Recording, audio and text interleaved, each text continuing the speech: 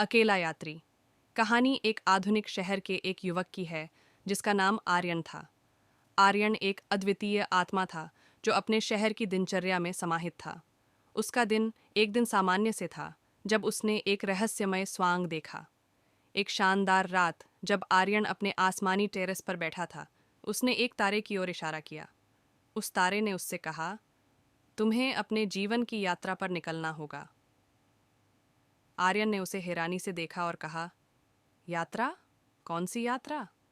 तारा हंसते हुए बोला, तुम्हें अपनी जीवन की सबसे महत्वपूर्ण सीढ़ी चढ़नी है, जिससे तुम अपनी आत्मा को समझ पाओगे।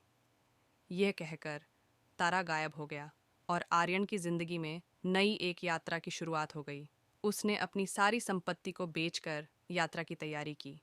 उसने अपने आसमानी टेरेस को छोड़कर सफलता की ओर बढ़ने का निर्णय लिया। आर्यन का सफर आरंभ हो गया। उसने अनजान रास्तों को चुना और नए अनुभवों को अपनाया। उसने लोगों से मिलकर उनकी कहानियों को सुना और सीखा कि जीवन में सब कुछ सीखने का एक नया मौका है। एक बार उसने एक गरीब परिवार को मिला जो अपने मुश्किल दिनों में भी खुश था।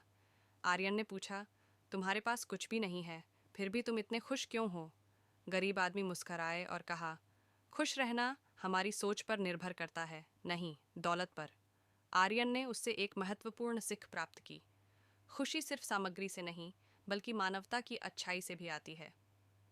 जैसा कि आर्यन अपनी यात्रा को जारी रखता था, उसे एक बुजुर्ग व्यक्ति से मिला। बुजुर्ग ने कहा, बेटा, जीवन की सबसे बड़ी यात्रा तुम्हारी अंदर है। अपनी आत्मा को खोजो और अपने लक्ष्यों को प्राप्त करो। यह सुनकर आर्यन ने ध्यान लगाना शुरू किया और अपनी आत्मा की गहराइयों में चला गया।